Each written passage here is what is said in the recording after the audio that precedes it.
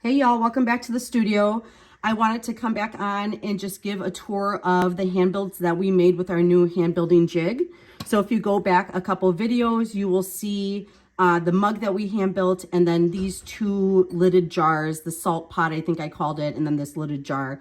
Also on our YouTube, you can see the full 20-minute tutorial on how to do this. So we used our new hand built jig here, which when you start in the neutral position here, we just wrapped the slab around here, and then we moved the key, sorry if that's loud, to this inner position, which shrinks your mold and allows you to pop this out with ease. If you haven't seen that video, go and see how easily that jig removed. And then we have the bottom cutout here, which we used on all of our hand builds. And this is made to fit the jig and to shrink alongside that. So I'm going to remove the lids here for you, and then I'll walk you through what we did here. So I rolled the slab, we used the jig, and then we wrapped it around. This one was a little bit of a taller slab, and then this one was a shorter one. I wanted to show you that you could use multiple sizes with the same jig on that. And then we went ahead and used this cutout for the both of them, not only for the bottom, but also for the lids.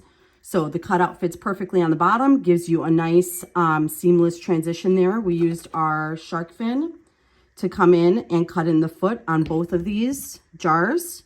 And then I did my own carving. You can add your own style and flair to that. And then I did use the shark fin to lay in a gallery for these. I don't know if you can see that well. So went in and did that with our shark fin. And then we used one of our anvils here to shape our lids on. Again, I used the same cutout for the bottom as I did for the top. And when you dome that shape, it becomes small enough to go ahead on the lidded pot. So this is our regular rim cone. We use this to keep the top nice and round when we took it out of the mold. You can see here, really nice round inside. So that is our lidded jar. The finished product, I just wanted to give you a little bit of a visual there so you would see what that looks like. This is easy, wide enough where you can get your hand in there for a salt pot.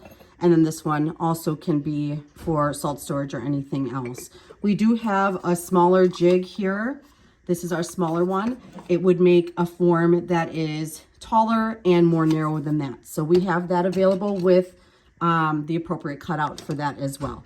But for these two projects online, what we used was our regular combo pack for that. Thanks for stopping by. Let us know if you have any questions.